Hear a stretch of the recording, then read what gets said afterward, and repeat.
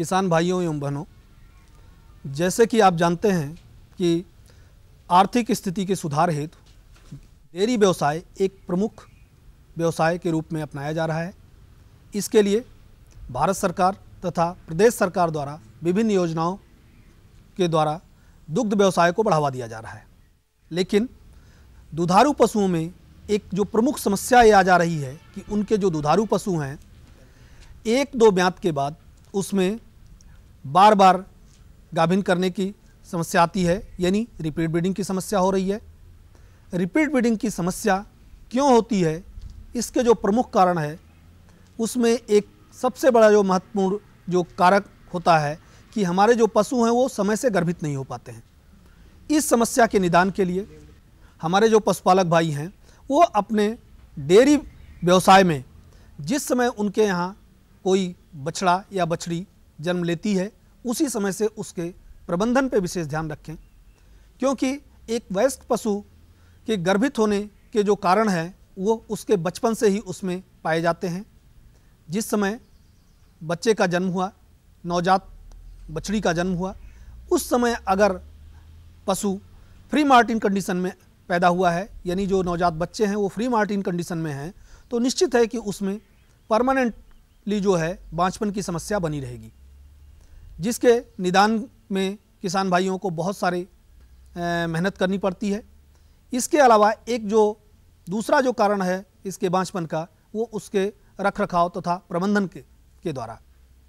इसे हम अस्थायी रूप से बांझपन कहते हैं, जिसका निदान किया जा सकता है। इसके लिए हमारे किसान भाइयों को, जो हमारे दुग्ध व्यवसाय में लगे हुए किसान भाई हैं, वो अपने दुधारू पशु जिस समय उनके पैदा होते हैं उस समय उनके शरीर भार के अनुसार उसे जो आहार प्रबंधन है वो करना चाहिए। इसमें हमारे किसान भाई जो नवजात बच्चे हैं, जन्म के आधे घंटे से लेकर 1 घंटे के अंदर उसे जो माँ का प्रथम दूध है, जिसको हम कोलेस्ट्रम कहते हैं, उसे अवश्य पिलाना चाहिए। 3 से लेकर के 15 दिन की उम्र पर शरीर भार का 1/15 भाग दुग्ध देना चाहिए। साथ ही साथ उसमें जो सूक्ष्म पोषक तत्वों की पूर्ति की अलग से भी आवश्यकता होती है। जैसा कि आप नवजात जब पशु जो बच्चा है वो 15 दिन का हो जाए, उसे आप शरीर भार का 1/25वां भाग जिससे संपूर्ण दूध तथा उसे कंसंट्रेट थोड़ी, यानी 100 ग्राम से लेकर के 125 ग्राम तक संतुलित जो आहार है उसका मिश्रण देना चाहिए। संतुलित आहार एक ऐसा आहार होता है जिसमें कि हमारे पशु की संपूर्ण आवश्यकता, चाहे उसके जनन संबंधी हो, उसके प्रजनन संबंधी हो या उसके उत्पादन संबंधी हो, इसकी पूर्ति की जाती है। इसी संतुलित आहार में अगर सूक्ष्म पोषक तत्वों की कमी होती है तो हमारे जो पशुओं के जो बच्चे हैं, खासकर जो मादा बच्चे हैं, उनमें यह जो है अस्थायी रूप से जो बांझपन की समस्या देखने को मिलती है। अस्थायी जो समस्या है, इसके जो प्रमुख कारण आप लक्षण जो देखेंगे, इसमें आपके जो नवजात जो बच्चे हैं, यानी जब वो 12 से लेकर के 14 महीने के हो जाएंगे तो उसमें रेगुलर हीट नहीं आता है, या कभी वो हीट में आती है, प्रॉपरली जो है डिस्चार्ज नहीं करता है, बार बार वो बोलती है या दूसरे पशुओं पे माउंट करती है, लेकिन फिर भी वो गर्भित नहीं होती है। इसका जो प्रमुख कारण होता है कि इसमें जो सूक्ष्म पोषक तत्व हैं, खासकर विटामिन ई, विटामिन ए के साथ साथ सेलेनियम, कॉपर, कोबाल्ट, मॉलिब्डेनम, ये जो और बायोटीन, ये जो प्रमुख पोषक तत्व हैं जो कि सूक्ष्म मात्रा में चाहिए, जिसकी मात्रा 3 ग्राम से लेकर के और 300 मिलीग्राम के बीच में विभिन्न तत्वों की होती है, जिसमें कि अगर हम इन तत्वों को पशुओं को समय अनुसार देते रहें तो निश्चित है उसमें ये बांझपन की समस्या दूर हो जाती है। बांझपन के जो प्रमुख लक्षण आप वयस्क पशुओं में देखने को पाते हैं, उसमें आपके जो पशु हैं वो देखने में बिल्कुल स्वस्थ होंगे, लेकिन उनमें गर्भधारण करने की क्षमता नहीं होती है। जैसा कि आप उसके इंटरनल जब चेक करते हैं, यानी जब उसके जेनिटल ऑर्गन को चेक करते हैं, तो उस समय आप देखते हैं उसमें छोटी सी सिस्ट भी आपको गांठ पाई जाती है। यह भी एक अस्थायी बांझपन का एक प्रमुख कारण है। इसके लिए हमारे किसान भाई अपने पशुओं को संतुलित आहार दें, जिसमें विटामिन ए, मैग्नीशियम, मैग्नीज की जो मात्रा है वो 250 milligram vitamin A, 15 gram 1.5 gram magnesium और 6 ग्राम जो है मैग्नीज प्रति पशु अवश्य दें। लेकिन जिस समय आपका पशु मान लीजिए कि 1 या 2 बार ब्याई हुई है, उसके बाद समस्या आपके पशुओं में बार बार गाभिन करने की आती है, तो उस समय आप अपने पशुओं को कोबाल्ट 60 मिलीग्राम, कॉपर 250 मिलीग्राम और आयोडीन 600 मिलीग्राम के साथ साथ जिंक 200 मिलीग्राम तथा बायोटीन की जो मात्रा है वो 10 मिलीग्राम आप संतुलित आहार में अवश्य दें। लेकिन ये जो मात्रा है आप अपने पशु को गर्भ पहली ब्यात के जैसे पहला ब्यात आपका पशु ब्याता है उसके तुरंत बाद से इसको देना शुरू कर दें, क्योंकि ये जो पोषक तत्वों की कमी है वो अचानक नहीं होती है। इसमें आपके जो पशु हैं उसमें इन तत्वों की कमी धीरे धीरे होती है, क्योंकि जो संतुलित आहार का हम निर्माण या तो किसान खुद कर रहा है, तब तो इन पोषक तत्वों की संभावना है कि पोषक तत्व उसको पूरा मिल जाएंगे। लेकिन अगर आप बाजार से लेके आ रहे हैं तो बाजार से जो संतुलित आहार मिल रहे हैं उसमें इन पोषक तत्वों की कमी पाई गई है। इसकी वजह से जो है ये बांझपन की समस्या अक्सर देखने को मिलती है। एक विश्वविद्यालय के द्वारा, शोध संस्थाओं के द्वारा जो एक परीक्षण किया गया है, जिसमें उत्तराखंड के जो खासकर ये तराई जो रीजन है, खासकर जो कालसी है, देहरादून है या विकास नगर है या अन्य जो आपका जो ये तराई वाला क्षेत्र जो है या भावर वाला जो क्षेत्र है, यहाँ पे cobalt, molybdenum, biotin, zinc, manganese इन पोषक तत्वों की कमी है। क्योंकि जब स्टडी किया गया तो उसमें सॉइल सैंपल, प्लांट सैंपल और एनिमल सैंपल तीनों के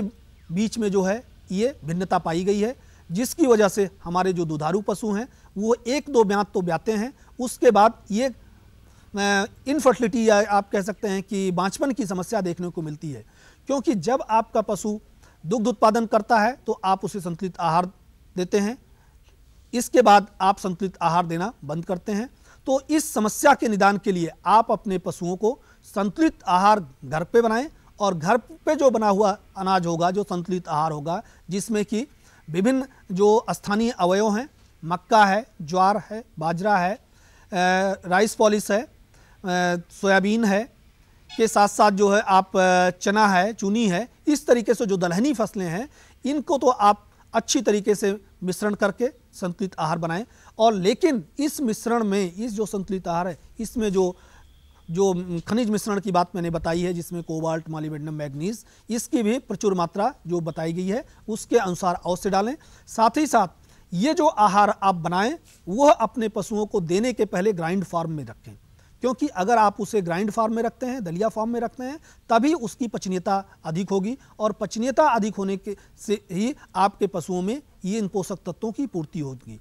तो किसान भाइयों, आप अपने पशुओं में बांझपन की समस्या को दूर करने के लिए जन्म से लेकर के और उसके गर्भित होने तक अपने पशुओं को विभिन्न उम्र में, चाहे वो नवजात बच्चे हों या ग्रोइंग स्टेज में हों जिसको हम हीफर कहते हैं, या फिर एडल्ट हों, उनका आप शुरू से ख्याल रखते हैं तो निश्चित है ये बांझपन की समस्या दूर हो जाएगी।